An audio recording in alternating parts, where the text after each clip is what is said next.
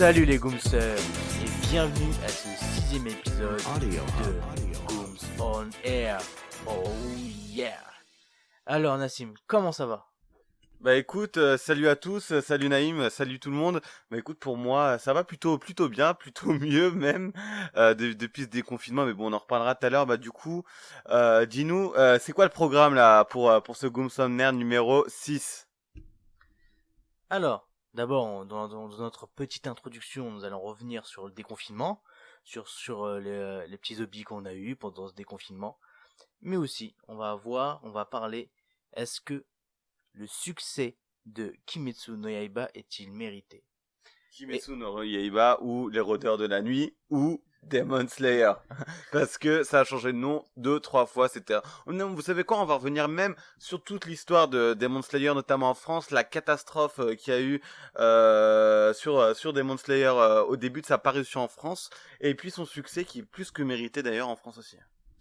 voilà, exactement. Donc merci d'avoir spoilé cette partie, merci beaucoup. Non, je plaisante.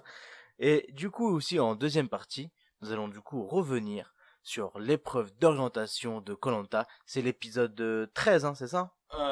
Ouais, 12, 13, enfin, je ne compte plus les épisodes vu qu'ils les ont totalement hachés de tous les sens, etc. On n'y comprend plus grand chose, mais enfin bon, bref. En tout cas, on va revenir sur un très lourd épisode, hein. Franchement, je sais pas ce que t'en penses, Gooms, mais là, on vient de se le remater une deuxième fois là pour refaire cette petite revue avec vous, et je peux vous dire qu'on a surkiffé. Franchement, c'est vrai, c'était l'un des meilleurs épisodes de la saison. Si vous l'avez pas vu, allez le revoir en replay sur MyTF1. Il faut absolument que vous alliez le voir, parce qu'il était énorme cet épisode. Mais avant ça, Nassim, alors, qu'est-ce que t'as fait durant ce petit confinement? Qu'est-ce que t'as fait de beau? Qu'est-ce que le déconfinement a changé chez toi? Bah, le déconfinement a changé chez moi que je me réveille plus à 16h et que je ne dors plus à 6h ou 7h du soir.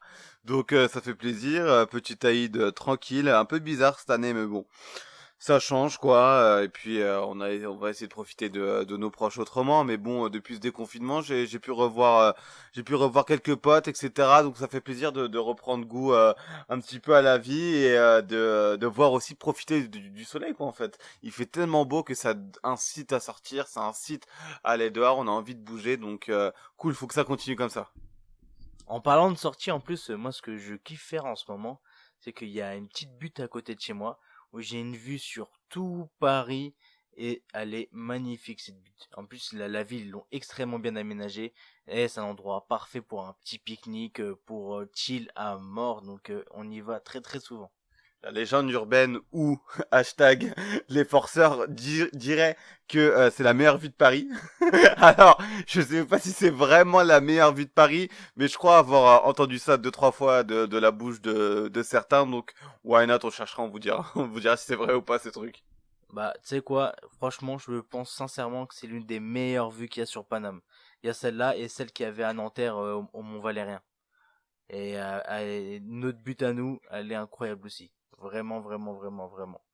Si vous la connaissez pas, allez-y, hein, franchement, ça vaut le détour. C'est juste à côté de la Cité Champagne. Foncez-y, allez-y le soir, etc. Vous vous posez avec votre meuf, avec votre mec, avec vos proches, vos parents. Enfin, allez-y. Que ce soit de jour ou de nuit, c'est super. Franchement, foncez les gars.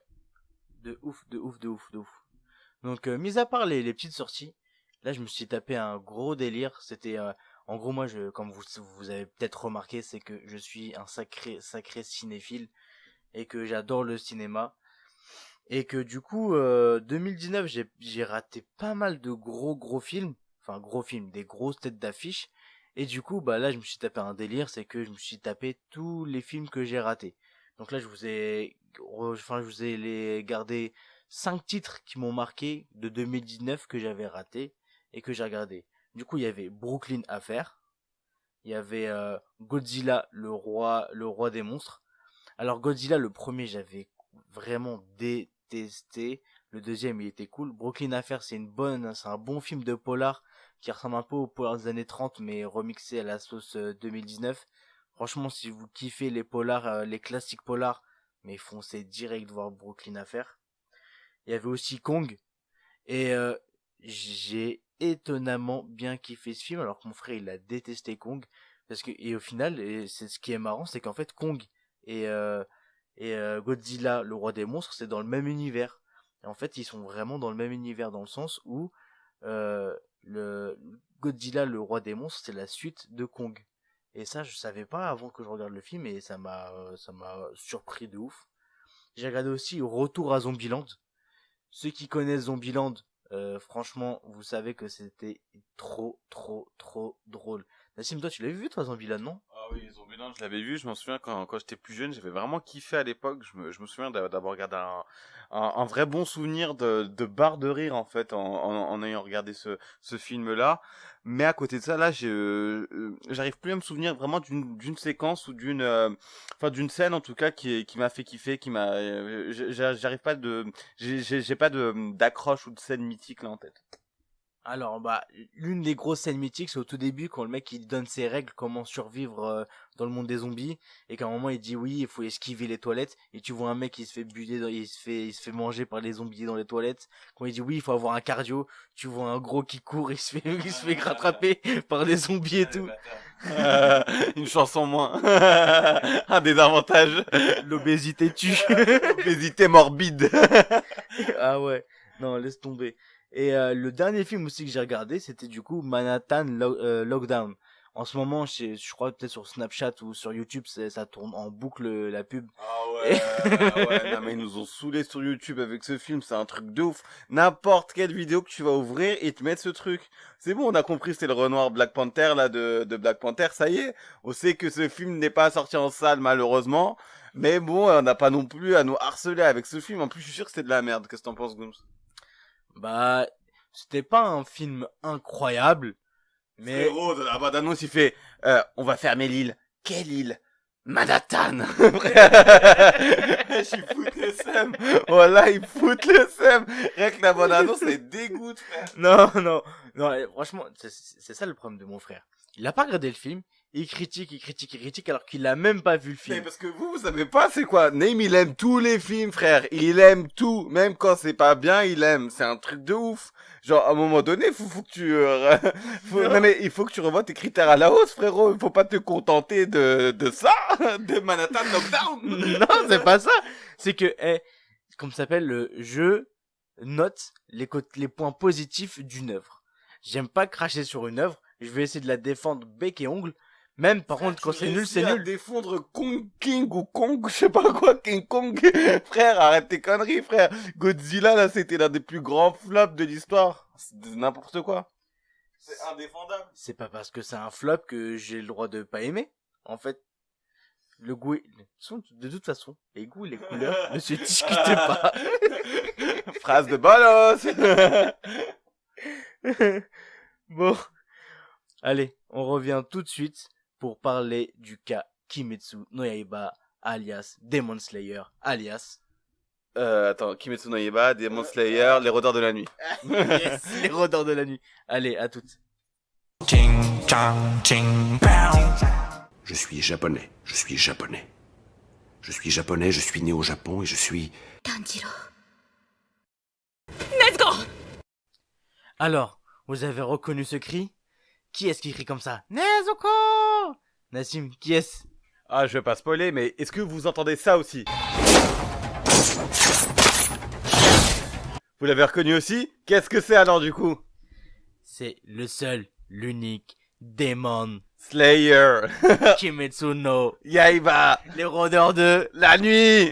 Bon, Nassim, est-ce qu'on peut revenir un peu sur ces multitudes de noms et sur les débuts quelque peu difficiles de Kimetsu no Yaiba? Attends, avant de parler de la hype de malade qu'il y a eu autour de ce manga, de cet animé, on va revenir un petit peu sur les débuts un petit peu foireux de cet animé, pardon. Alors déjà, faut savoir que cet animé, c'est une auteure, c'est bien de le souligner parce qu'il y en a de plus en plus, on est d'accord, mais c'est quand même assez rare pour le souligner. Donc voilà, c'est une auteure D'ailleurs, c'est son premier. Non, c'est un de ses premiers mangas. C'est pas son premier. Mais là, elle est dans un bon monde. Hein, on peut dire ça. Même si ça a mal commencé, puisqu'au début, voilà, en tout cas, ça sort en fait dans le Shonen Jump. Il était toujours dans le ventre mou du Shonen Jump, classé entre le 8, le 9, et on sait pas d'un seul coup, Même en fait. 6-7 des fois Ouais. aussi, mais... Mais voilà. Et puis, depuis, je sais pas, à peu près 2 ans, déjà dans le Shonen Jump, il est super haut à chaque fois. Attends, juste pour ceux qui connaissent pas, c'est le Shonen Jump, c'est un magazine japonais qui sort toutes les semaines où il y a les chapitres de tous nos mangas favoris qui sortent et les japonais font un vote sur leur manga préféré et du coup Kimetsu no Yaiba ça arrivait tout le temps dans les 6-7 et par exemple One Piece, Naruto à l'époque c'était tout le temps dans les Big Three où c'était vraiment les trois meilleurs à l'époque où moi j'étais au collège lycée donc c'était Naruto, One Piece, Bleach. Voilà. Donc c'était la petite parenthèse. Reviens à tes moutons. Oui, donc voilà, dans le classement du Shonen Jump, il était toujours au milieu de série en fait, sans plus, tu vois. On s'était dit un shonen de base, tu vois, qui est vraiment neketsuesque à fond quoi, au final. Donc rien de surprenant, voilà, du démon, du machin, des rôdeurs, etc. Donc rien de surprenant et je sais pas, d'un coup, il y a une hype pas possible au Japon. Et en plus de ça, donc du coup voilà, il a remonté quand même dans le classement. À côté de ça, il y a une sortie en fait, il y a une sortie, il a tout défoncé pardon. Et donc du coup il a vraiment tout défoncé en termes de vente etc au Japon. Donc du coup ils ont décidé de sortir la licence en France sans aucune pub. Voilà, ils ont voulu faire le truc sans aucune pub. Ils les avaient appelés le rôdeur de la nuit, qui est la traduction exacte de Shingeki no Kyojin de base. Kimetsu no Yaiba. De Shingeki no Kyojin, de Kimetsu no Yaiba, pardon. Voilà, c'est la traduction exacte, c'est les rôdeurs de la nuit. D'ailleurs, et toi, tu trouves que c'est un titre plus stylé, les rôdeurs de la nuit, ou Demon Slayer? Mais en fait, le truc, c'est que pour moi, déjà, si j'avais pas lu justement le manga, c'était à cause de ça, Les Rôdeurs de la Nuit. Je me suis dit, mais ça va être quoi ce manga claqué? Franchement, pour moi, en fait, je me rends compte qu'un titre, c'est super important parce que moi, les Rôdeurs de la Nuit, ça m'avait absolument pas vendu le truc. Alors que pourtant, on m'en avait déjà parlé maintes et maintes fois. Oui, lis Les Rôdeurs de la Nuit, lis-le, lis-le, lis-le. Mais le nom, ça m'avait pas plu du tout. Après, en plus, au niveau du Chara Design, au début, c'était pas trop. Au début, ouais, j'ai pas du tout accroché. Parce que souvent, nous, on regarde avec mon frère, on regarde des vidéos, des classements des meilleurs mangas du Shonen Jump. Et c'est vrai qu'il était tout le temps dans le ventre mou. On connaissait ce nom depuis assez longtemps. Mais ça m'avait pas plus attiré que ça, justement, parce que le nom m'avait un peu repoussé un peu. Donc du coup, un nom un peu pourri, une sortie en France sans aucune com, forcément, le manga s'effondre, s'écroule sans avoir commencé. Donc du coup, la France n'y croit plus trop. À côté de ça, il y a l'animé qui sort au Japon, et là, le compteur explose. La révélation pour moi 2019. Le compteur explose de partout. Tout le monde se demande mais c'est quoi ce manga de folie. Par contre, petit frein parce qu'en fait les ventes en fait des tomes ont vraiment décollé à partir du 12e ou 13e épisode de diffusion au Japon. Ouais. Genre ça a vraiment fait une courbe assez plate au début et puis ça a augmenté d'un seul coup et puis là ça a tout explosé donc voilà, la France a décidé de ressortir une nouvelle édition, cette fois-ci avec une com de masse, etc. Et avec un changement de nom, Demon Slayer, pour faire un peu plus américain, un peu plus stylé, etc. Et donc du coup, faut dire que ça a marché aussi en France. Et aussi, ils ont appelé aussi Demon Slayer pour rappeler en fait le titre de l'animé qui a tellement bien fonctionné. C'est pour ça aussi qu'ils ont gardé le nom aussi Demon Slayer. C'est ça. Et puis l'animé a vraiment poussé les ventes du truc. Donc de ce côté-là, c'est plutôt réussi. Et tous ceux qui disent oui, les gens ils ont commencé à lire le manga que par rapport à l'animé, mais un animé c'est fait pour ça. Un animé c'est fait pour promouvoir un manga. Et c'est exactement le rôle qu'a joué l'animé. Il a même pour moi sublimé le manga. Et je pense qu'on va revenir sur les raisons pour lesquelles il a un succès totalement mérité cet animé là. Déjà, on va parler des personnages qui sont juste attachants et loufoques. Pour toi, c'est qui toi tes deux trois personnages qui te viennent à l'esprit les plus stylés pour toi? Bah, déjà Nezuko, elle est stylée, de ouf. Ouais. J'aime bien le mec là des flammes. Du feu, pardon, du feu. Ouais, le pilier du feu. Le pilier du feu. J'ai oublié son nom. De toute façon, il y a tellement de noms, moi je retiens plus les noms. Moi, ça y est, c'est fini. Le pilier du feu est vraiment stylé. Et il y a un autre mec là qui a une dégaine de ouf, c'est Michael Jackson, hein, frérot. Ouais. Michael. Le méchant, franchement, le méchant, il est tellement charismatique. Franchement, pour moi, un bon manga, on le sent avec son méchant. Mais il a un méchant, mais tellement charismatique, il ressemble de ouf à Michael Jackson. Il fait l'air. Il change de ouf, il ressemble de ouf à Michael Jackson, il me fait trop rire. Mais en plus de ça, c'est que, en fait, ce méchant-là représente le mal, c'est-à-dire que je vais pas spoiler. Bon, spoil alert, je m'en fous, je spoil. Revenez dans 10 secondes. Bah, en fait, le méchant change de forme. Et en fait, ce qui te prouve que, en fait, son apparence corporelle importe peu parce qu'il change de forme, en gros, dans le sens où il peut devenir un homme comme une femme et il se sent très bien là-dedans. Parce qu'en fait, il synthétise le mal. Et donc, le mal n'a pas de corps, en fait. C'est pour ça. Et donc, j'ai trouvé ça hyper intéressant. Et aussi, j'ai adoré, moi, les personnages, en gros, j'en ai retenu vraiment trois. Donc, moi, c'est du coup le héros principal, c'est Tenjiro. Tenjiro, je le trouve tellement cute à protéger sa petite sœur. C'est un mec qui est courageux, il est pas super fort dans le sens, si, il est quand même fort il est quand même assez fort, mais il est déterminé parce qu'au final, il a quand même pas mal de faiblesses, mais il essaie quand même de les combler. Et c'est vraiment dans la base du Neketsu, c'est-à-dire un mec pas extrêmement faible, mais est-ce qu'il a quand même des capacités hors normes, parce qu'il a un odorat hors norme qui l'aide beaucoup dans ses aventures. C'est son gros point fort. Et son deuxième gros point fort, c'est qu'il, comme l'a dit mon frère, il est déterminé à la mort. Il veut protéger sa sœur à tout prix et elle veut qu'elle redevienne humaine. Parce qu'en gros, qu'est-ce qui se passe dans Kimetsu?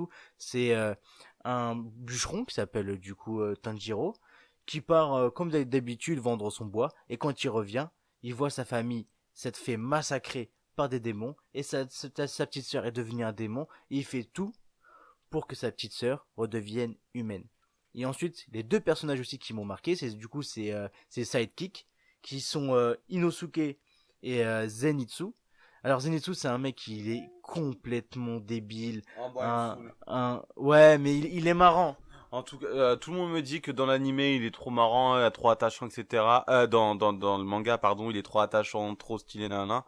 Mais moi, dans l'animé, il me saoule. Il me saoule, toujours à pleurer, toujours à chouiner. Je le trouve pas marrant. Il est détestable. Enfin, il est pas détestable, mais vraiment, il me saoule. J'ai envie de lui dire, mais ferme ta bouche, franchement, dis rien. C'est mieux, avance. Dors, en fait, dors. Voilà, dors. T'es mieux quand tu dors parce que tu fais des trucs de ouf. Mais en fait, moi, j'aime bien, tu sais, je kiffe ce style de personnage où quand en fait, parce que en gros c'est un mec qui est surpuissant que quand il est dans un état second, c'est-à-dire quand il s'est fait assommer ou quand il fait une évanouite ou des choses comme ça. Et du coup, c'est là il y a tout son potentiel qui s'exprime, il devient surpuissant, il one-shot des ennemis. Et en fait, c'est ce côté-là que je kiffe, c'est que il pense qu'il est hyper faible, il se sous-estime à la mort, alors qu'en fait, il est hyper puissant et c'est un truc de ouf. Je kiffe ce personnage-là. Et le dernier personnage que je kiffe, c'est Inosuke. C'est un mec, c'est un enfant sauvage. Vraiment, genre, vous voyez quand on joue au loup-garou, l'enfant sauvage? Bah, c'est Inosuke, c'est lui.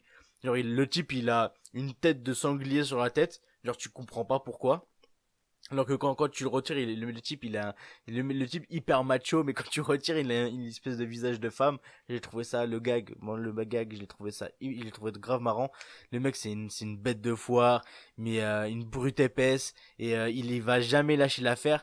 C'est lui le rival direct pour moi de Tanjiro. Même si les trois ils sont un peu rivaux dans le sens ils veulent pas se laisser dépasser l'un par l'autre, parce qu'ils ont une espèce d'esprit de compétition, et j'adore ça. J'adore ces trois-là, ce trio, je le kiffe à mort. Ils se complètent tellement et j'adore. Tu voulais rajouter un truc, Nas? Non, c'était par rapport à Zenitsu. C'est Vaneux qui devient fort, non? Oui, mais dans le sens où en fait, le truc, c'est que on n'a pas le temps pour les pleurnicheuses dans ce manga. C'est ça le truc, le mec, il est toujours en train de se dévaloriser. On dirait une meuf qui a besoin de faire une thérapie, tu vois ce que je veux dire? Non, mais tout le temps en train de pleurer. Ouais, non, mais en fait, je peux pas faire, tu crois nul. Ouais, oh là là, on n'a pas le temps. On doit démonter des démons, tu vois ce que je veux dire? On n'a pas le temps, frère. Fin de l'histoire, arrête de pleurer, va dormir. Ouais, je comprends. En fait, le truc c'est que je comprends pourquoi les gens n'aiment pas Zenitsu, mais je le trouve tellement attachant et je le trouve tellement puissant que je lui pardonne. Tu vois, je lui pardonne. Je suis, euh, je suis dans ma miséricorde et je lui accorde ma miséricorde. Il a toute ma miséricorde. Il y a aucun souci. Et donc moi aussi, il y avait un autre truc dans l'animé que j'avais kiffé, c'est tout simplement les musiques. Les musiques de cet anime, les OST sont juste géniaux. C'est même pas les OST, ouais, vraiment des soundtracks incroyables. Est-ce que t'es d'accord avec moi ou pas? Non, mais tout dans cet animé est génial. Tout est génial. L'animation est d'une qualité incroyable. Les musiques sont ouf. Le chara design est respecté. Ça va vite, mais pas trop vite. Ça sait prendre son temps quand ça veut prendre son temps. Je trouve ça assez dynamique. Honnêtement, je vois très très peu de défauts. J'arrive limite pas à en voir parce que en fait tous les épisodes sont intéressants. On apprend à chaque fois des choses. C'est changeant en fait. Il y a pas de tournoi ou de choses comme ça. Enfin vraiment il y a plein de choses qui se passent en fait au final dans ces 24 ou 25 épisodes. Et franchement, c'est vraiment assez intéressant. Et là, je suis vraiment bien de pressé de voir la suite parce que la suite, c'est le film qui devait sortir en mars d'ailleurs. On devait aller le voir en plus avec toute la Gooms Family Au Grand Rex. au Grand Rex, comme les otaku qu'on est. Mais bon, on attend ça et on attend de voir la suite parce que là, on n'en peut plus. On commence à se gratter les veines sérieusement. Ah ouais, on se gratte les veines parce qu'en plus ça sort le 16 octobre 2020 et on n'en peut plus. Du coup, on a fait tout le tour pour prouver que Kimetsu no Yaiba a sa place dans les grands noms. Et si vous connaissez pas, en fait, si vous connaissez pas, foncez parce que ça vaut le détour. Ah, je vous l'ai dit, hein, la claque 2019. Donc, du coup, voilà. Et on revient tout de suite pour parler de Koh-Lanta. Yeah, yeah, gay, gay, gay, gay.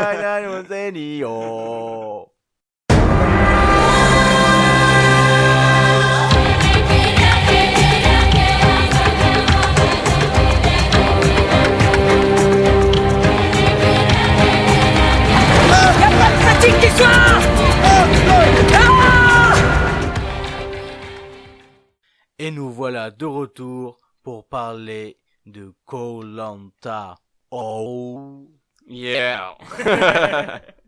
Alors, donc là, on va revenir sur l'épreuve, on va dire l'espèce de demi-finale de Koh-Lanta, l'épreuve d'orientation.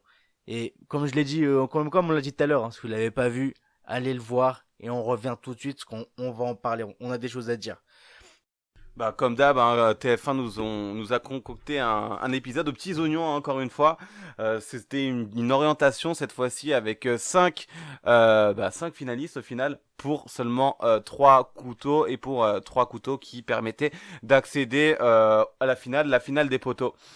Donc épisode comme d'habitude coupé en deux. Maintenant on commence un petit peu à avoir l'habitude de ça, mais bon, il se suffisait à lui-même au final. Bien sûr, on est gourmand, on aimerait toujours en avoir un peu plus, mais ça va.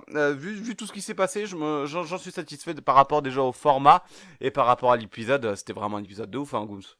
Ouais, mais t'es sûr qu'il était coupé parce il a quand même duré 1h22 hein, l'épisode, hein. Même 1h27 hein. Il a duré 1h27, mais en large, avec le générique qui dure une plombe, tous les flashbacks, etc. Normalement, une finale de Koh-Lanta, ça dure 2h30, 3h, hein, ça finit à minuit. Hein. Donc ça commence à 21h. Ouais, c'est vrai. Ok, ouais, bon, moi... Ouais, quoique, c'est vrai, j'avoue, c'est vrai qu'il y avait pas mal de flashbacks, mais les flashbacks, ils fonctionnaient bien. Hein. Ouais, Franchement, il fonctionnait super bien. Ouais, mais au bout d'un moment, on connaît la disquette. Quand ça fait 4 fois qu'on voit le même flashback, la semaine dernière, on a vu exactement les mêmes. Au bout d'un moment, genre, ça va, on a un peu compris. Moi, personnellement, Ça va, Senna, hein, ça non, va. mais ça va, Sénat. Au bout d'un moment, on a compris, tu vois. Non, mais vraiment, genre, au bout d'un moment, on a compris, c'est tous les mêmes et tout, etc. Innover, les gars, innover. Mais bon, ça fonctionnait. Ça fonctionnait, il y a aucun problème sur ça. Oh, pour moi, quand même, c'était quand même un très très très très bon épisode. Et du coup, là, on va juste revenir sur quelques petits moments qu'il y a eu pendant cette course d'orientation, les moments qui nous ont marqués. Donc, on a tous les deux écrit chacun de notre côté 3 moments qui nous ont marqués durant cette course d'orientation. Comme j'ai dit, hein, si vous n'avez pas vu l'épisode, parce que nous, là, Ça va spoiler, hein. ça va On spoiler. s'en fout, nous, là, on spoil. Ça va spoiler clairement. Donc, si vous n'avez pas vu l'épisode, partez. Et donc, du coup, on a retenu chacun 3 moments et on va en discuter, on va en débattre, tout simplement. Donc, toi, c'est bon, t'as trouvé tes 3 moments? Ouais, moi, j'ai mes 3 moments. Si tu veux commencer, vas-y. Ok. Donc, moi, le premier moment où j'étais surpris, c'était qu'en gros, il y avait Inès et Nawel qui cherchaient de son côté. Il y avait Claude qui cherchait de son côté. Et ensuite, il y avait Moussa et Alexandra. Et donc, à un moment, Nawal réussit à trouver l'espèce de badge qui ramène au couteau. Donc, il y avait Nawel et Inès qui cherchaient son couteau. Et à un moment, par le plus grand des miracles, t'as Inès qui trouve le couteau. Et le premier réflexe qu'elle a, c'est de le cacher et de se barrer. Et de laisser Nawel en galère en train de chercher le couteau. Et moi, au début, je me suis dit, mais c'est quoi cette réaction de crevard alors que c'est ta pote depuis le début?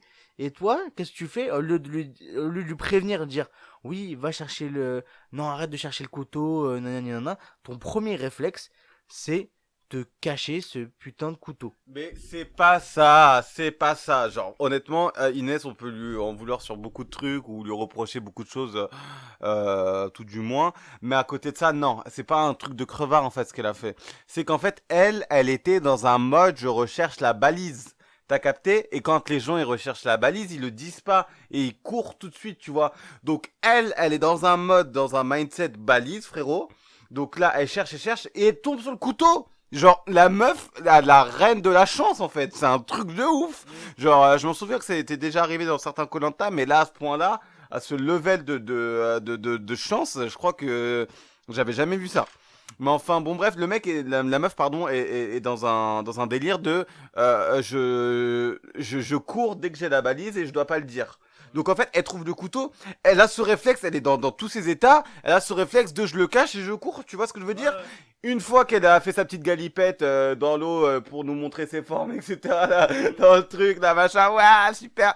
Bref, une fois qu'elle s'est remise des idées en place, là, en faisant sa galipette, eh ben, elle est revenue voir Nawel, elle lui a dit, Nawel, c'est bon, au final, fin de l'histoire, tu vois, mais tu l'as pris 2 minutes le temps de réaliser. Donc non, franchement, t'as été trop dur avec elle, là. Non, je suis d'accord, il y a aucun souci. Après, elle est partie voir Nawel, elle lui a dit oui, arrête de chercher, mais c'est juste que comme premier réflexe de le cacher, non, mais c'est juste le premier réflexe qui m'a gêné. Après, comme ça s'appelle, heureusement qu'elle s'est rattrapée et qu'elle est partie voir sa pote et qu'elle lui a dit ouais, va chercher ailleurs. C'est juste qu'au début, ça m'a surpris. Je dis pas que c'est normal comme t'as dit parce qu'elle était dans un mood de chercher la balise, mais c'est juste ça m'a surpris. Et toi, du coup, c'était quoi le premier moment qui t'a choqué? Enfin, qui t'a marqué? Ce qui m'a marqué, bon, la séquence émotion, en fait, moi, je l'ai trouvé assez sympa parce que, ah vous, c'est pas vraiment ça, Denis qui arrive, qui limite fait une séance sofa. C'est quoi la séquence émotion? Bah, voilà, je suis en train de le dire. Bah, Denis qui arrive sur l'île des 3 finalistes avec ses converses blanches, le mec sorti de nulle part. Enfin bref, n'importe quoi. Il arrive sur l'île et tout, etc. Pas des Converse, c'était des Asics. Oui, des ASICS, pardon. Toujours sportif. On reste sport. Donc le mec arrive et tout à l'île des 3 survivants et il fait une espèce de séance de thérapie à la divan, à la session de divan là sur France 2. Bon, écoute, pourquoi pas. Moi, cette séquence émotion, elle m'a fait, non, Elle m'a plu, franchement, honnêtement, elle m'a plu. Et puis du coup, je me suis un peu rétracté sur Inès, que j'ai trouvé assez touchante au final. Et honnêtement, même si peut-être elle en abuse de ce côté, ma vie était difficile, etc. Et ben, franchement, moi, ça m'a touché. Et donc du coup, je la trouvais assez sincère dans ce qu'elle disait, en tout cas. Donc moi, ça m'a assez touché. Donc du coup, je l'aime moins. Tu vois ce que je veux dire ou pas? Je l'aime moins. Moi, c'est la personne. Moi, c'est quoi? C'était un de mes points aussi.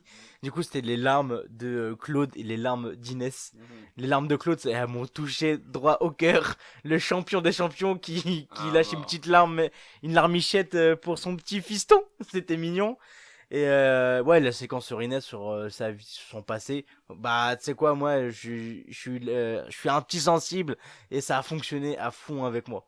Ah non, mais limite, j'ai envie d'en savoir plus en fait. J'ai envie de savoir qu'est-ce qui s'est passé avec tes parents, Inès. Pourquoi t'es comme ça maintenant? De ouf, de ouf. Et alors, moi aussi, du coup, j'ai retenu une séquence. C'était le malaise de d'Alexandra quand ils ont mis l'image, c'est le grand plan, tu sais, de vue d'hélicoptère où la meuf elle a allongé en mode étoile de mer. Franchement, c'est pas bien, mais j'ai trop rigolé. La séquence elle est trop drôle. Entre ça et avec Ahmed, ça fait deux, ouais, c'est trop. C'est trop, non, mais en plus, cette bolosse, vraiment, c'est une bolosse. Elle est partie comme elle a passé son aventure. Dans le néant le plus total. Tout le monde s'en bat les reins.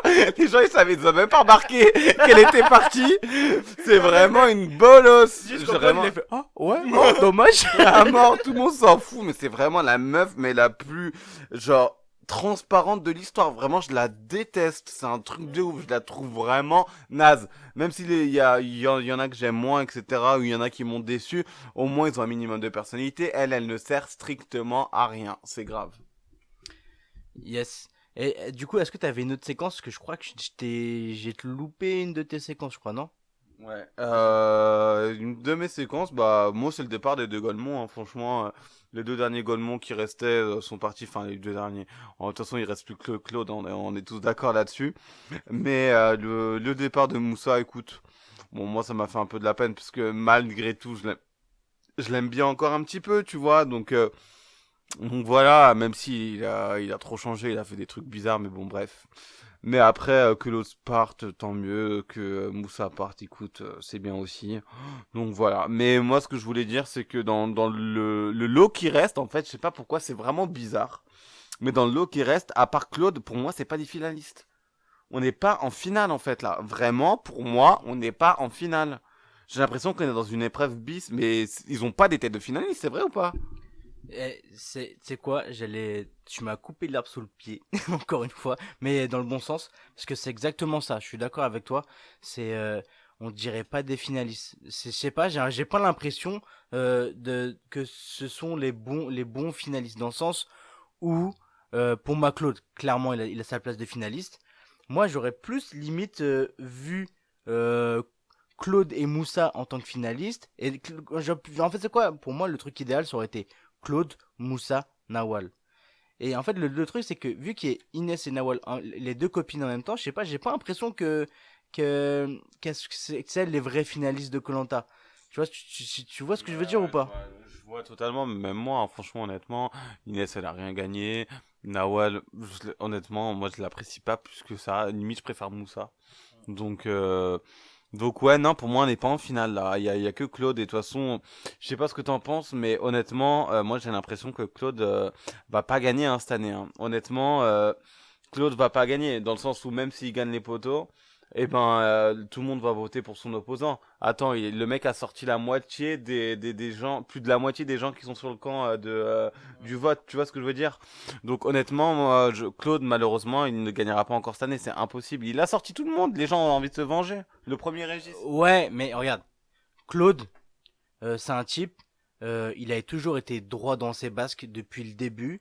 Il a été fort en épreuve. Et en plus, la course d'orientation, il a aidé tout le monde. Le type, c'était le prof. Le type, il a survolé l'épreuve, mais d'une grandeur incroyable. Le type, il est trop fort. Pour moi, c'est lui l'aventurier ultime. Franchement, c'est quoi autant Sam, il était très fort en épreuve, mais c'est tout. Non, sur Mais- le camp, il était bon. Oui, sur le camp aussi, mais c'est vrai que sur le camp, en épreuve et sur le camp, mais humainement, il était nul. Mais comment s'appelle comment s'appelle Claude? Le type, il est fort en camp, humainement, dans les stratégies. Euh, comment s'appelle en épreuve. Le type, il a toutes les casquettes. Il a vraiment toutes les casquettes. Et donc pour moi, j'espère vraiment qu'il va gagner parce qu'il a aidé tout le monde dans l'épreuve d'orientation. Cite-moi une seule personne qui l'a pas aidé. Il y a juste Inès parce qu'Inès il l'a pas vu durant l'épreuve, c'est tout. Mais tu crois qu'il aide pourquoi? C'est un petit malin, Claude. Hein. Faut arrêter de croire. Tu crois qu'il aide que par gentillesse? Non, non, parce qu'il sait très bien que c'est les gens qu'il aide avec qui il va se retrouver sur les poteaux, et c'est les gens qu'il a aidés aussi sur cette épreuve. Qui vont aussi voter pour le gagnant. C'est pour ça qu'il les aide. Il est malin. Hein. Faut pas croire qu'il le fait que par gentillesse aussi. Je sens il y a un fond de gentillesse dedans, mais il sait aussi ce qu'il fait. Oui, d'accord. Et aussi, ah oui, il y a un point que je voudrais pas oublier, c'est j'ai adoré la dignité, enfin j'ai admiré la dignité de Moussa dans la défaite. Moi, je trouvais pour moi c'était un moment fort de cet épisode. Bah, dignité, ça va, excuse-moi, il a rien cherché le mec, hein. Je le voyais, il faisait que, on dirait il avait déjà abandonné en fait, il faisait genre, il cherchait, mais il cherchait même pas. Il cherchait pas. Il cherchait pas, il se débrouillait pas, il faisait que traîner dans les pattes de Claude, de machin, de voir, de machin. Il voulait grappiller en fait. En fait, toute son aventure, ça a été grappiller des trucs à droite, à gauche, sans jamais faire beaucoup d'efforts. Au final, je crois Et là, au il a gagné final, zéro épreuve lui aussi. Hein. sur ce Koh-Lanta, je crois qu'il a gagné 0 épreuve. Hein. Là que, Ouais. sauf erreur de ma part, mais je crois Surtout, je me souviens juste justement d'une défaite incroyable contre Claude là sur l'équilibre. Oh, c'était gênant, hein. C'était gênant. Quand Claude arrive à la toute fin du truc et lui il est toujours sur la première épreuve là d'équilibre, c'était très gênant. C'était très très très gênant. Hein. Ah oui, oui, oui, si, ouais, ouais, pour, ouais. Non, ouais, c'est vrai que là, non, ouais. Non, mais on a vu la différence de niveau, on voyait que Moussa, il est à bout de force. Il était à bout. Non, Alors que franchement, le type, quand il arrivait, Moussa, c'était une machine de guerre, le type. Le type musclé de ouf. Maintenant, t'es comment il a maigri? Et bah, quand tu maigris comme ça, forcément, tu perds de l'énergie, hein. Tu perds de l'énergie de ouf, de ouf, de ouf, de ouf, de ouf. Et donc voilà, voilà. Hein. Ouais, donc voilà, donc pour moi, pas de finaliste. On a hâte de voir la séance de la semaine prochaine. On va suivre ça avec vous sur Twitter. Donc ça va être vraiment marrant. On attend beaucoup. Et toi, tu penses que qui va gagner du coup ce qu'on entend, toi? Tu sais quoi, je me suis dit que sur un coup de chance, ça va être Inès, petit gabarit, tout ça. Merci. Et en plus, elle, sur les réseaux, elle est trop contente. Tu sais, genre, j'ai vu en fait, comment ça s'appelle, le jeudi soir, elle commence à dire, alors d'après vous, est-ce que je vais en finale ou quoi? Quand j'ai vu ce message, je l'ai dit, c'est sûr avant en finale, c'est sûr et certain. Moi aussi, j'ai l'impression que comme je vous ai dit, il va jamais gagner, Claude. Claude, il va jamais gagner. Il y a trop de haine contre lui parce qu'au final, sur le camp de la réunification, il y a qui va voter pour lui. Il y a Sam, il y a T et il y a Jess. Le reste vont tous voter pas pour lui, sûr et certain. Donc, au final, le mec a déjà perdu. C'est ça le truc. C'est que il va voter pour quelqu'un, mais malheureusement, tout le monde va voter. Régis, il a le seum contre lui. Ahmad, il a le seum contre lui. La personne qui... les deux copines, s'il en sort une des deux, dans tous les cas, elle va voter pour sa copine. Ensuite, il reste qui? Il reste le vieux, là, je sais même plus comment il s'appelle. Régis, je sais pas. Et Folien, je sais pas. Donc ça fait 3-3. En fait, c'est Régis et Folien qui vont... On est d'accord que pour le jury, c'est depuis la réunification. Non, c'est tous ceux qui sont dans l'île dans l'île du vote en fait, l'île du jury quoi. Oui, mais c'est ouais, je crois que c'est depuis la réunification. Ouais, bah dans ce cas, bah, c'est un jaune qui va gagner, son majorité. Oui, non, mais Claude ne gagnera pas. Je pense que c'est Inès qui va gagner. Du coup, ouais, bah c'est bon, je pense qu'on a fait le tour de cet épisode. Juste un truc important, on ne lynche pas les personnes dans la vraie vie de Koh-Lanta, c'est un jeu. Nous, ce qu'on critique, c'est les personnages dans le jeu, dans la vraie vie, mais c'est sûr et certain, ils sont pas comme ça. Donc, je suis sûr, c'est des personnes humainement incroyables. C'est juste on critique les personnes dans le jeu et non pas les personnes dans la vraie vie. Faut vraiment faire les deux choses différentes parce que Apparemment, je crois il y avait même le type, la Régis, il a failli se foutre en l'air parce que à cause des critiques, mais ça va trop loin ces histoires. Stop à l'Inès bashing, ok. D'ailleurs, Inès, elle a été contactée par une production de télé-réalité pour faire de la télé-réalité. Classique, c'était sûr. Voilà, Là, bah, c'était sûr. comme prévu. Tout se passe comme prévu. En tout cas, nous, ça s'est très bien passé avec nous. On se retrouve la semaine prochaine pour un nouveau Gooms on Air. Et surtout, n'hésitez pas à partager, à liker pour le référencement. Ça fait plaisir. Et si vous voulez des thèmes à aborder, vous nous dites sur les réseaux, on essaiera de le faire, ok? Merci à tous. Merci à tous pour un prochain épisode de Gooms on Air. Oh yeah.